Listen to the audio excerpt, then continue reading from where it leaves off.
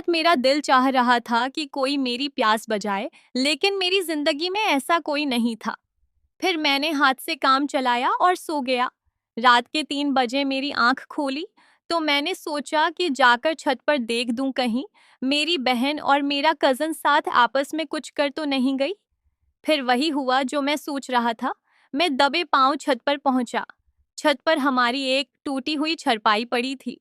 मैंने छुपकर झांककर देखा तो मेरी बहन छरपाई पर लेटी हुई थी और साद उसके साथ खेल रहा था। यह रात का वक्त था। मैंने सोचा मैं वीडियो बनाऊं ताकि बाद में कि मेरे काम आ सके।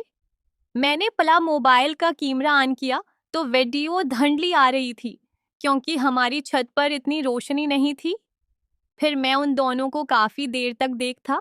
आधर से मेरे शेर भी जागा हुआ था और वो भी दीवार में टकरे मार रहा था। फिर जैसी वो लोग फारिग होने लगे तो मैं एकदम ऊपर पहुंच गया। मेरी बहन ने मुझे देखा तो एकदम घबरा गई और अपना सब कुछ समेटने लगी। साथ भी वहां से भागने लगा। मैंने कहा, साथ रुक जाओ, रात काफी है, घर में शोर होगा, अम्मी अबू जाग जाएंगे और तुम्हें पता है कि असद गुस्से का तीज है। साद रुक गया। साद और मेरी बहन दोनों मेरी मन्नतें करने लगे और मेरे पांव पड़ गए। मेरी बहन कहने लगी, भाई तुम्हें खुदा का वास्ता है किसी को मत बताना। और साद भी एक तीर से 2 शिकार करना चाहता था। मेरे दिमाग में एक आइडिया आया कि क्यों ना मैं साद की बहन को सारा को, जो कि बहुत खूबसूरत थी, उसके लिए साद को बलक मेल करूं। फिर मेरे साद को कहा, साद अभी रात के तकरीबन 4 बज चुके हैं। इस वक्त तुम मेरी घर में हो और मैं चाहूं तो तुम्हें अभी फंसा सकता हूं, तो तुम्हें अभी पूछ लें। वो कहने लगा, हाँ इस्लाम भाई मैं जानता हूं, आपका एहसान होगा। मैं सारी जिंदगी आपका एहसान नहीं बोलूंगा, ये मेरा राज राज रखें। फिर वो कहने लगा, इस्लाम भाई मैं यहाँ आना ही नहीं चाहता था, आपकी बहन ने बहुत मजबूर किया था, चाहे तो पूछ लें। फिर सारा कहने लगी, हाँ भाई मैंने ही उसे बुलाया है। फिर मैंने उसे कहा, तुम चुप हो जाओ, मैं तुमसे बात नहीं कर रहा। मैं अभी साथ से नंबर लूं, उसके बाद में तुमसे बात करूंगा। पहले तो उन दोनों को मैंने खूब डराया। मैंने कहा, ये हो जाएगा, वो हो जाएगा, और वो दोनों बहुत ज्यादा डर गए। फिर मैंने कहा, सारा तुम रखो। मैं साद को थोड़ा साइड पर ले गया। मैंने कहा, साथ मेरी बात सुन, मेरे दिमाग में एक आइडिया है। मतलब इस्लाम भाई अब क्या कहना चाहते हैं, खुलकर बोलें। फिर मैंने कहा, मैं सीधी बात करता हूँ, गमा पर आकर बात करनी मुझे नहीं आती। तुम्हारी जो बहन है सारा, मैं उसे पसंद करता हूँ, तुम मेरी सेटिंग उसे करवा दो और तुम्हारा जब दिल चाहे, बल्कि मैं खुद तुम्हारी मदद करूंगा, सारा से मिलते रहना। फिर वो कहने लगा, इस्लाम भाई वो मेरी बहन है, मैं उसे ऐसे कैसे कह सकता हूँ, आप खुद से सोचें।